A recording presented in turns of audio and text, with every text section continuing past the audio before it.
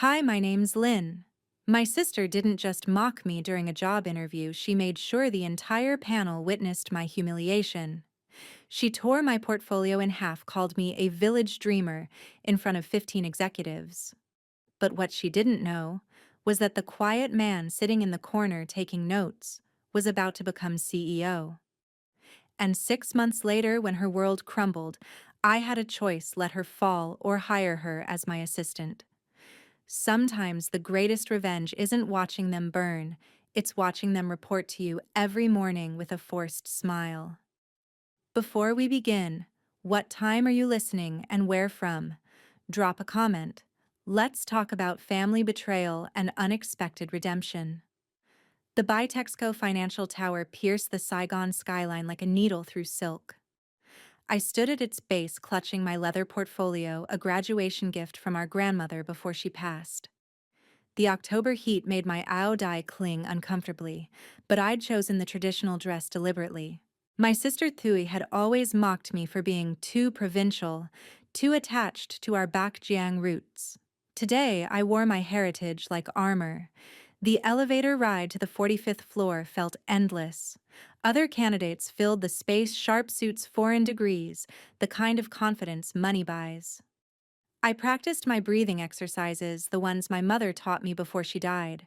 In through the nose, hold for 4, out through the mouth. When the doors opened, I saw her immediately. Tui sat at the panel table, her hair in that severe bun she'd adopted since becoming senior director at Lotus Tech. She wore a black Chanel suit I knew because she'd posted about it on social media, complete with the price tag casually visible. Her eyes met mine across the room, and something cold flickered there before she turned to whisper to the woman beside her. They both laughed. I found a seat in the back corner next to a potted orchid that looked as out of place as I felt. The other candidates chatted easily, dropping names of international schools and connections. I opened my portfolio, checking my certificates one more time. 5 years of night school while working at the textile factory, self-taught programming, a small app I developed for local farmers to track crop prices. Not Harvard, but honest. Would anyone like coffee? An assistant appeared with a tray of sa ja. The tray made its rounds. When it reached me, the assistant glanced at Thuy, who gave an almost imperceptible shake of her head. The tray moved on. I kept my face neutral, though my throat was dry. "Let's begin," announced Mr. Kong, the hiring director. "We'll start with introductions." One by one, candidates stood and presented. MBA from Singapore. Internship at Google. Father owns a semiconductor company. The credentials stacked like offerings at a pagoda, each more impressive than the last. When my turn came, Tui was scrolling through her phone. "I'm Nguyen Puang Lin." I began, my voice steady despite the tremor in my hands. "I'm from Bakjiang province." "Bakjiang," Thui interrupted, not looking up from her screen. "Isn't that where they grow lychees?" A few titters from the panel. "I suppose that explains the traditional attire." Heat crept up my neck, but I continued. "I've spent the last 5 years developing agricultural technology solutions for rural communities. My latest project—" "How charming," Thui cut in again, finally looking at me with that smile she'd perfected, sweet as sugar water, sharp as glass. "From lychee farms to algorithms. Such an interesting journey." Mr. Kong cleared his throat. "Please continue, Miss Lin. I talked about my app, the 3,000 farmers now using it, the partnership with the agricultural bank." But I could see I'd already lost them. Tui had marked me as the country girl playing dress-up in the big city, and the panel followed her lead like birds in formation. When I finished, no one asked questions. Tui just slid my resume to Mr. Kang without looking at it, the way you'd pass along a food menu you weren't interested in. "Next candidate, please." I sat back down, my dye suddenly feeling like a costume. Beside me, the orchid drooped in the air-conditioned chill, its petals brown at the edges. I knew exactly how it felt. "Now for the technical assessment," Mr. Kang announced after the last introduction. "You'll have 30 minutes to complete a systems design challenge." Assistants distributed tablets to everyone except me. I raised my hand slightly, but Thuy was already speaking. "Oh, we have something special for Miss Lin," she said, producing a thick paper packet. "Since she's self-taught, we thought a traditional pen and paper test would be more comfortable." The packet landed in front of me with a thud. 20 pages. Algorithms, data structures, system architecture, all to be solved without a compiler, without debugging tools. Just pencil on paper like I was back in secondary school. "But," I started. "30 minutes, Tui said sweetly. "Starting now." I picked up the pencil, at least they'd given me that, and began. Around me, keyboards clicked softly as other candidates worked on their tablets. The questions were brutal, designed to trap rather than test. Recursive functions that required perfect syntax. Memory management problems with deliberately misleading parameters. My hand cramped by page 10. Sweat beaded at my temples despite the aggressive air conditioning. I could feel eyes on me, not just Tui's, but the whole panel watching the village girl struggle with her pencil while everyone else lived in the digital age. 25 minutes in, I reached the final problem: design a distributed system for rural connectivity with limited infrastructure. My heart jumped. This wasn't just theory for me, I'd actually built something similar for my farming app. My pencil flew across the page, sketching architectures, explaining failover mechanisms, detailing the mesh network approach I'd implemented. "Time," Mr. Kong called. I set down my pencil, flexing my aching fingers. An assistant collected the tablets. When she reached for my packet, Thuy stood. "I'll review this one personally," she said, taking my test. She flipped through it, her expression growing more theatrical with each page. "Oh my, this is creative." She held up my final answer, my distributed systems design. "She's drawn little houses to represent rural nodes. How quaint." Laughter rippled through the room. Not kind laughter, the sharp kind that cuts. "The technical accuracy," I began, "is irrelevant if you can't present professionally," Tui finished. She looked at the panel. "I think we've seen enough." And then, with deliberate slowness, she tore my test in half. The sound split the air like thunder. 20 pages of work, 90 minutes of preparation, 5 years of study, all reduced to the harsh rip of paper. "We don't have time for amateur hour," she said, dropping the pieces into the wastebasket. "Next interview panel is in 15 minutes. I sat frozen. Around me, candidates shifted uncomfortably, but no one spoke. In the corner of my vision, I noticed someone, a man in a simple gray suit who'd been sitting quietly throughout the entire session. He wasn't laughing. He was writing something in a small notebook. "You may go," Tui said to me, already turning to chat with another panelist about dinner reservations. I stood slowly, my legs unsteady. As I walked past the wastebasket, I paused. The torn pieces of my test lay there, my carefully drawn diagrams visible in fragments. Without thinking, I knelt and began gathering them. "Leave it," Tui snapped. "The cleaning staff." "I'll clean my own mess," I said quietly, continuing to collect the pieces. "I always have." Someone's heel clicked near my hand, Tui attempting to pin down a piece with her Louboutin. I looked up at her, and for just a moment her mask slipped. I saw the thing she'd been hiding all along: fear. Fear that her little sister from the lychee farms might actually belong here. I picked up the last piece, stood, and folded the torn pages carefully into my portfolio. Then I walked out, my grandmother's gift held tight against my chest, my aodai rustling with each step. Behind me, silence.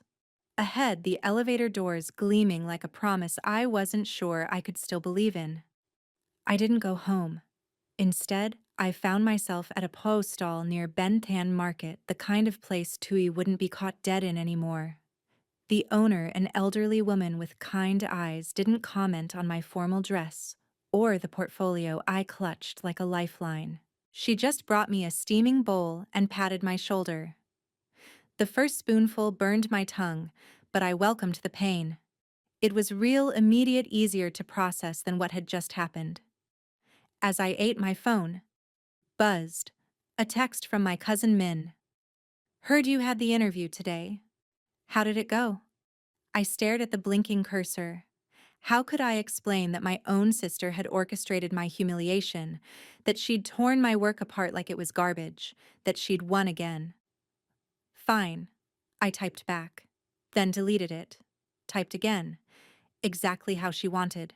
Send. The PHO grew cold as memories surfaced, uninvited but insistent. 3 years ago, I just finished my first app, a simple inventory system for small businesses. I'd shown it to Thui during Tet, proud and naive. She'd been working at a startup then, always complaining about their lack of innovation. "This is actually good," she'd said, sounding surprised. "Mind if I show it to my team, just to get feedback?" 2 months later, that startup launched an inventory system. Same logic structure, same user flow, even similar color schemes. When I confronted her, she'd laughed. "Lin, ideas are cheap. Execution is what matters." And honestly, they did it better. The app that took me 6 months of night coding to build became her ticket to a promotion. She'd even invited me to her celebration dinner where she'd toasted to family supporting family. I pushed the po away, appetite gone. My phone rang. Unknown number. I almost didn't answer, but something made me swipe. "Miss Nguyen Lin." A male voice, professional but warm. "Yes. This is Tran Kwok An from the interview panel. I was wondering if you might have time to return to the Bitexco building. There's been a development?" My heart stuttered. "What kind of development?" "I'd prefer to discuss it in person. Can you come back within the hour?" I looked down at my Audai, now wrinkled from sitting, at my portfolio with its cargo of torn dreams. Yes, I can be there." "Excellent. Come to the 50th floor this time. Ask for me directly." The line went dead. I sat there, spoon suspended over my cold soup, trying to make sense of it. The 50th floor was executive level. What could they possibly want? The woman who owned the PLHO stall appeared with a warm towel. "For your face," she said gently. I hadn't realized I'd been crying. "Thank you, Chi," I whispered, pressing the towel to my cheeks. "That Audai," she said, studying me. "Your grandmother's design." I nodded. "How did you know?" "The lotus pattern on the collar. Old style from the north. Very few remember how to embroider like that anymore." She smiled. "Whatever made you cry, child, remember the lotus grows from mud, but blooms clean." I paid for my untouched pho and stood. The torn papers in my portfolio felt heavier now, but also somehow important. Evidence, truth, proof that I'd tried. The taxi ride back to Bitexco was a blur of afternoon traffic and second thoughts. What if this was another humiliation? What if Tui had orchestrated this too, some final twist of the knife? But the memory of that man in the gray suit nagged at me. The way he'd watched, written notes, never laughed. In a room full of people performing for Tui, he'd been the only one simply observing. When the elevator doors opened on the 50th floor, I stepped into a different world. No crowded waiting room here, just marble and silence, and a view of Saigon that made my vertigo kick in. "Miss Nguyen." A secretary appeared. "Mr. Tran is waiting in conference room A." She led me down a hallway lined with awards and photos of company milestones. I recognized some faces from business magazines, titans of Vietnamese tech. And there, in a group photo from last year's Innovation Summit, was the man in the gray suit. The secretary opened a door. "Your guest, Mr. Tran." I stepped inside and the world tilted off its axis. Because sitting at the conference table, still in that simple gray suit, was Tran Kwok An. And according to the nameplate in front of him, he wasn't just from the interview panel. He was the incoming CEO. "Please sit," Kwok An said, gesturing to a chair. The conference room was smaller than the interview space, more intimate. Through floor-to-ceiling windows, Saigon sprawled below, a city of ambitions and betrayals. I sat carefully, portfolio in my lap. I don't understand. I was observing today's interviews, he said, pouring 2 glasses of tra sen from a delicate pot. I like to see how candidates perform when they don't know I'm watching. More telling than any rehearsed presentation. The lotus tea was fragrant, calming. I sipped to buy time to process. Your test, he continued. The one Director Nguyen tore up. Tell me about the rural connectivity solution. Director Nguyen. Even he wouldn't acknowledge she was my sister.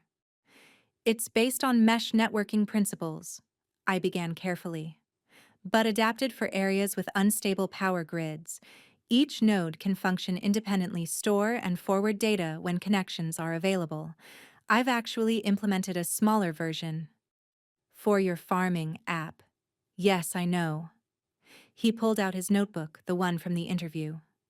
3,000 active users across 6 provinces.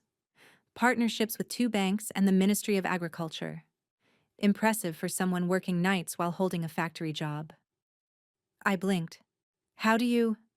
I believe in thorough research, Miss Lin. When I saw your name on today's candidate list, I was curious. Nguyen Phuong Lin from Bac Giang, self-taught developer, agricultural technology focus. Then I see another Nguyen on the interview panel, Director Thuy, also from Bac Giang originally, though her corporate bio seems to omit that detail. Heat crept up my neck. Sisters? He asked gently. I nodded, not trusting my voice. I see. He leaned back, studying me. Tell me, why did you apply to Lotus Tech? With your agricultural work, there are companies that would be a more natural fit. The truth sat heavy on my tongue. Because Thuy worked here. Because some pathetic part of me still hoped she'd see my worth. Because I was tired of being the sister who stayed behind. I wanted to scale my solutions, I said instead. Lotus Tech has the infrastructure, the reach. What I've built could help millions of farmers, not just thousands. And it had nothing to do with proving something to your sister. I met his eyes. Would that make me less qualified? A smile tugged at his mouth. No. It would make you human. He stood, walked to the window. I'm taking over as CEO next month. The board brought me in to transform our corporate culture, make us more innovative, more inclusive. What I saw today showed me exactly how much work needs to be done. I don't need pity. I'm not offering pity. He turned back. I'm offering you a job. Senior Developer, Rural Innovation Division. It's a new department I'm creating. You'd report directly to me. The words didn't compute. But the interview. I failed. You were sabotaged. He corrected. There's a difference. Your torn test, I had security retrieve it from the wastebasket. My head of engineering reviewed it. Your solution was not just correct, it was elegant, innovative, the kind of thinking we need. I gripped my portfolio tighter. Thuy will. Director Nguyen will have no say in this matter. Or in any hiring decisions going forward, pending an investigation into today's conduct. His voice hardened. We have video of the entire interview. HR and legal will be very interested in reviewing it. The room spun slightly. I set down my teacup before I could drop it. This is happening fast, I managed. Too fast. He returned to his seat. You can take time to think. No. The word came out firm, surprising us both. I mean, yes, I'll take the position. I need to know why. Why intervene? Why care about one failed interview? He was quiet for a moment. My grandmother sold fruit at a street market to put me through school, he said finally. I've been that person in ill-fitting clothes trying to prove I belonged, while people who shared my blood tried to keep me out. Talent is everywhere, Miss Lin. Opportunity isn't. I'm interested in changing that equation. A knock interrupted. The secretary peered in. Mr. Tran, Director Nguyen is here. She says it's urgent. I stiffened. Kwok-an's expression didn't change. Send her in. Tui burst through the door in a cloud of expensive perfume and barely contained panic. She stopped short when she saw me. What is she doing here? The polished mask was cracking. Lin, if you've been spreading lies. Director Nguyen Kwok-an interrupted calmly. Please sit. We need to discuss your conduct during today's interview. Tui's face cycled through emotions like a broken traffic light: green confidence, yellow caution, red panic. She remained standing, gripping her phone like a weapon. I don't know what she told you. Tui began, her voice pitched high. But my sister has always had difficulty accepting constructive criticism. I've told him nothing, I said quietly. He was in the room. The color drained from her face. What? Kwok-an opened his laptop, turning it so we could both see. Security footage from this morning's interview. Would you like me to play it for you, Director Nguyen? The part where you deny a candidate coffee, where you tear up her test, or perhaps where you attempt to step on the pieces while she's collecting them. Tui sank into a chair. I was maintaining standards. She wasn't qualified. Based on what metrics? He pulled up another screen. Her technical assessment reconstructed from the torn pieces. Our senior engineers called it brilliant and exactly the kind of innovation we need. So I'll ask again, by what standards was she unqualified? You don't understand our family dynamic, Thui said desperately. Lin has always been jealous, always trying to ride my coattails. I was protecting the company from nepotism. By committing it yourself, Kwok-an's voice was steel. I have here 3 incident reports from the past 2 years. Junior developers complaining about ideas being stolen, projects mysteriously reassigned after they shared details with you. All of them coincidentally from rural backgrounds. All of them coincidentally left the company shortly after. My sister's mask finally shattered completely. She turned to me, and for the first time in years, I saw real fear in her eyes. You planned this, she hissed. You knew he would be there. You wore that ridiculous owl dye to get sympathy. I wore it because I'm proud of where I come from, I said. Something you taught me to be ashamed of. HR will be conducting a full investigation. Kwok-an continued as if we hadn't spoken. In the meantime, you're suspended effective immediately. Security will escort you to collect your personal items. You can't. Tui stood so fast her chair toppled. I've been here 5 years. I've brought in millions in revenue. My connections are not as valuable as integrity. He stood as well, and though he was soft-spoken, something in his posture made Tui step back. I suggest you use your suspension time to reflect on whether you want to be part of the new Lotus Tech culture. One that values talent over connections, innovation over intimidation. 2 security guards appeared at the door. Tui looked between them, Kwok-an, and finally me. This isn't over, she said quietly. You think you've won. You don't know how this world works. He won't always be here to protect you. I never asked for protection, I replied. Just a fair chance. She laughed, bitter and sharp. Fair. You want to talk about fair? I'm the one who left the village first. I'm the one who carved a path in this city while you were still picking lychees. Everything I did to show you it was possible. And this is how you repay me. You showed me it was possible. I agreed. And then you slammed every door to make sure I couldn't follow. The security guard stepped forward. Tui gathered her designer bag, her phone, her dignity's last shreds. At the door, she paused. Ma will hear about this, she said. Our mother. The ultimate weapon in her arsenal. Ma already knows who I am, I said. The question is whether she knows who you've become. She left without another word. The door clicked shut, and suddenly the air felt breathable again. Kwok-an returned to his seat, pouring fresh tea as if we'd simply concluded regular business. That went better than expected. I laughed despite myself, nervous energy escaping. How could it have gone worse? She could have thrown the teapot. He smiled slightly. It's happened before with other terminations. She's not terminated, just suspended. For now. He slid a folder across the table. Your employment contract. Take your time reviewing it. The salary might surprise you, it's based on your actual qualifications, not your connections. I opened the folder. The number made me blink twice. It was more than I'd made in 5 years at the factory. There's one more thing, he added. Given the circumstances, you might face some resistance from certain team members, people loyal to your sister. Are you prepared for that? I thought about the torn papers in my portfolio, about every door Tui had closed, about the farmers who messaged me daily thanking me for building something that actually helped them. I've been facing resistance my whole life, I said. At least now I'll be paid fairly for it. He extended his hand. Welcome to Lotus Tech, Miss Nguyen.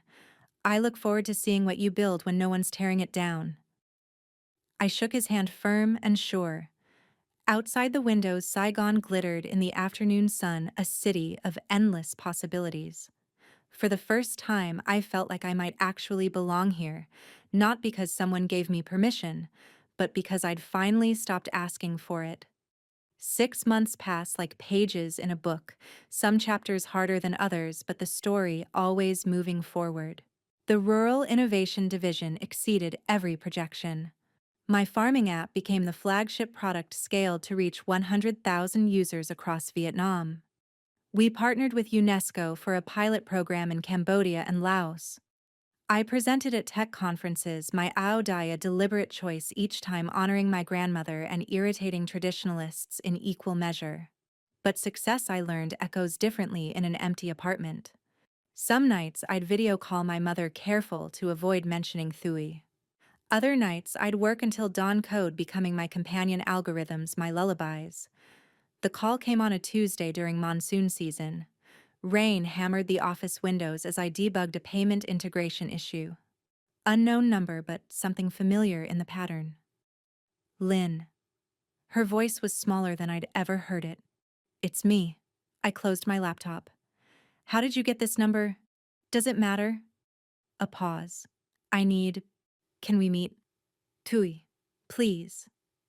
The word cracked. Just coffee. 1 hour. Against every instinct, I agreed. We met at a small cafe in District 3, far from both our usual haunts. She was already there when I arrived, and for a moment I didn't recognize her. Designer clothes replaced by simple cotton. Perfect makeup gone. She looked like the sister I'd shared a room with 20 years ago before ambition built walls between us. You look good, she said as I sat. Success suits you. What do you want, Thui? She wrapped her hands around her coffee cup like it might warm more than her fingers. I've been consulting. After the suspension ended and I left Lotus Tech. Freelancing, they call it. It's been educational. I waited. Do you know how many of my connections returned my calls? 3. Out of hundreds. She laughed brittle. Turns out they were your sister's connections, not mine. The director title opened doors. Without it, you're brilliant at what you do. I said, surprising myself with honesty. You don't need. I burned bridges, Lynn. Not just with you. Every person I stepped on to climb higher remembers. The market is small. Words travels. She finally met my eyes. I've applied to 43 positions. The ones that respond all say the same thing: cultural fit concerns. The rain intensified, turning the window into a watercolor painting. I thought about karma, about justice, about the satisfaction I'd imagined this moment would bring. Instead, I just felt tired. Why are you telling me this? Because I need a job. The words rushed out. And because you're hiring for the Rural Innovation Division. I saw the posting. Senior developer position. I stared at her. You're joking. I'm desperate. She pulled out a portfolio, handmade, not leather, the kind students use.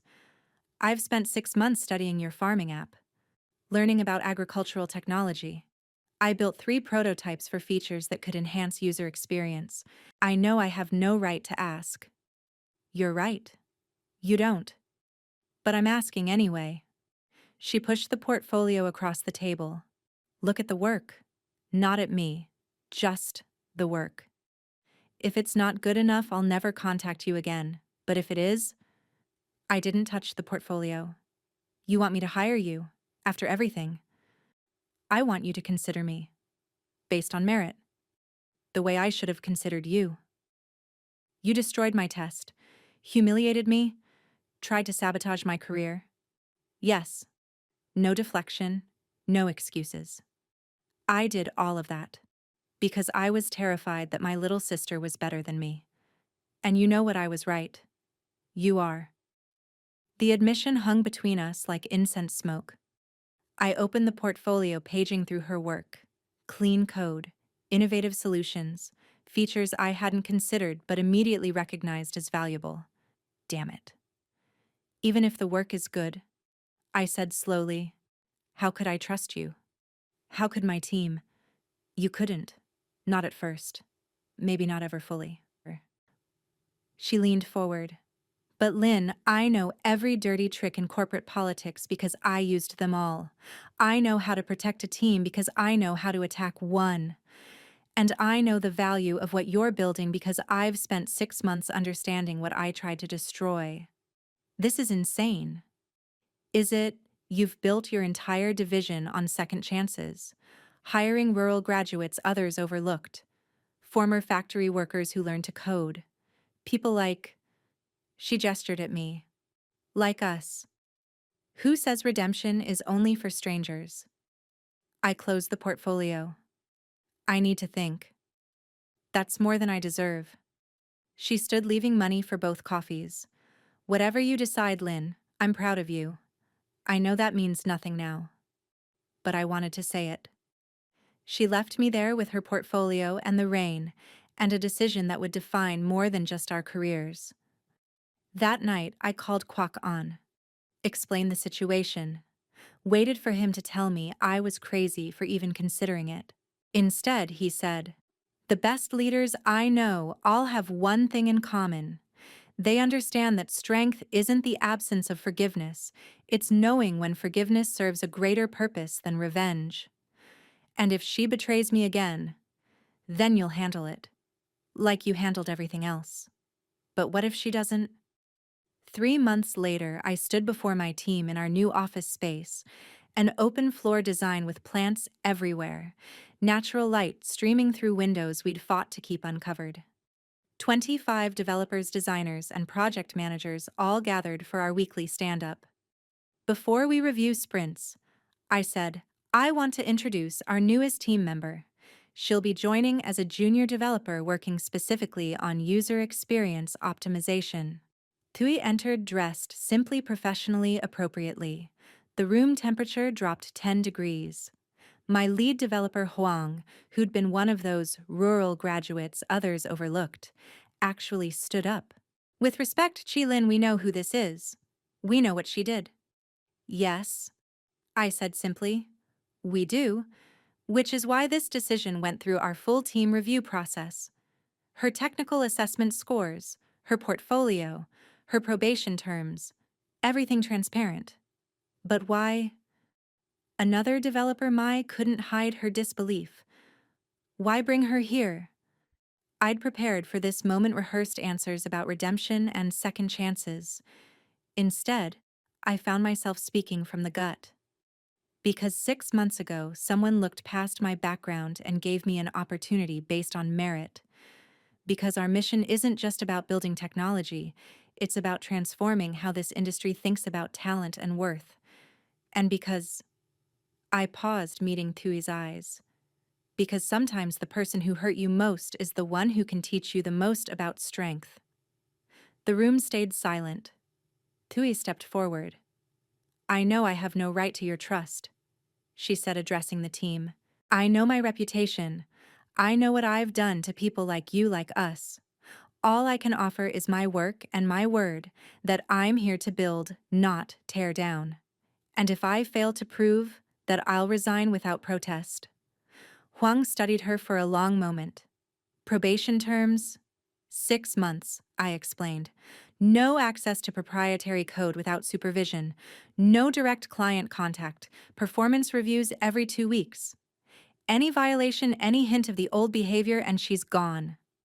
And she reports to me, Mai said suddenly. Everyone turned. If we're doing this, she reports to me. I came from a village school. I know exactly what to watch for. A murmur through the team, then slowly nods of agreement. Vote, I asked, hands raised. Not all, but enough. More than I'd expected. Welcome to Rural Innovation, I told Thui formally. Mai will show you to your desk. As the team dispersed, Tui lingered. That junior title. Starting over at the bottom. You enjoyed that, didn't you? Less than I thought I would, I admitted. And having me report to someone I once rejected for an interview. That was Mai's idea. She's protective of the team. I paused. But yes, there's some poetic justice there. Poetry? She murmured. Grandmother would have liked that. You teaching me humility through verse. We stood there, two sisters separated by more than just corporate hierarchy. The city hummed beyond our windows, Saigon in its eternal rush toward tomorrow. I won't let you down, she said quietly. Don't make promises. Just write good code. She smiled, small, real unfamiliar. Yes, boss. 6 months later, the notification popped up on my screen during lunch performance review, Nguyen Thuy. Approved for full team member status. Mai had attached a note. She's annoying about documentation standards, but her code is clean. The junior devs actually like her mentoring style. Who knew that evening as the office emptied, Thuy knocked on my door. I waved her in. Thank you, she said simply, for the chance, for the patience, for not giving up on the possibility that people can change. You earned it, I said. Your features increased user retention by 30%. The accessibility improvements opened our app to thousands of users with disabilities. That's not charity, that's value. Still, she placed something on my desk. A small ceramic lotus hand-painted. From that faux shop in Bakjiang, the one near our old school. I went back last weekend. The owner remembered us. Said she always knew the Nguyen sisters would make something of themselves. I picked up the lotus, tracing its delicate petals. Both of us. Apparently she had more faith than we did. Thuy moved toward the door, then paused. Lynn, that day you came back to the interview room, after I tore up your test. What made you do it? I thought about it. Stubbornness, anger, refusal to let you have the last word. And now, what makes you keep giving chances? I set the lotus next to my computer where I'd see it every morning. Maybe because I learned that the opposite of being stepped on isn't stepping on others, it's lifting them up, even especially when they don't deserve it. She left without another word, but I caught her reflection in my window, wiping her eyes as she walked away. Later that night, our mother called. For the first time in a year, we had a three-way conversation, awkward, stilted, but present. When she asked how we were doing, we both said good at the same time, then laughed at the synchronization. My daughters, she said softly. Together again? Different than before, but maybe that's better. Maybe it was. Sometimes the ones who try to bury our light are the very ones who teach us how bright we can shine. But the real test isn't in the falling or the rising, it's in what we do with the power, once we have it. Have you ever had to choose between justified revenge and difficult mercy? What did you choose, and why? If this story resonated with you, share your thoughts below, and don't forget to subscribe for more stories of family forgiveness and finding strength in unexpected places. Because sometimes the greatest victory isn't in defeating those who hurt us, it's in becoming someone who would never hurt others the same way.